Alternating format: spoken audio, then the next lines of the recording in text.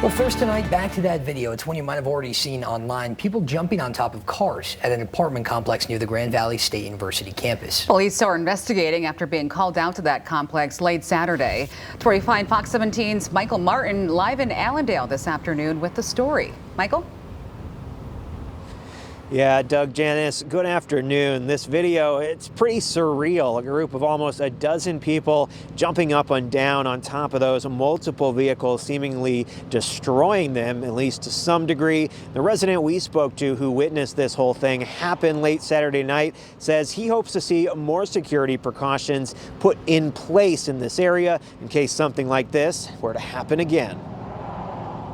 Over the 4 years that I've gone to Grand Valley, these issues have kind of escalated. Late Saturday night into Sunday morning, recent GVSU grad Cameron Zibikowski was awakened from his sleep to the sound of chaos outside his apartment window. It was the day of our graduation at Grand Valley, and so it was quite sound asleep, and heard screaming outside, people stomping, or it sounded like just loud noises.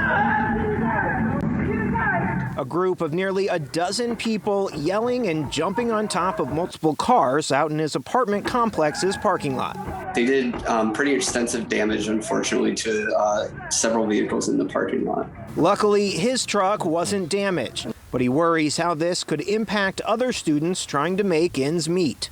A biggest concern to me is a lot of them are college students that have PLPD on low-cost cars, so something like this isn't going to be covered by their insurance, unfortunately. Cameron called 911 when it happened. The Ottawa County Sheriff's Department telling Fox 17 on Tuesday that they are investigating what happened, but have yet to ID any potential suspects.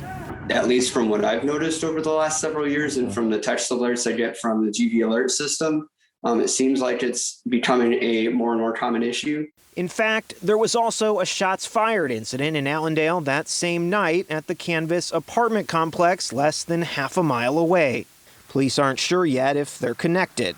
For Cameron, he says he would like to see more apartment complexes in the area installing proactive security measures like cameras or security gates. Yes, I realize that cameras probably would not have prevented this. However, cameras would have helped identify the culprits so that they could be brought to justice, and so that the insurance companies had individuals to go after for their claims.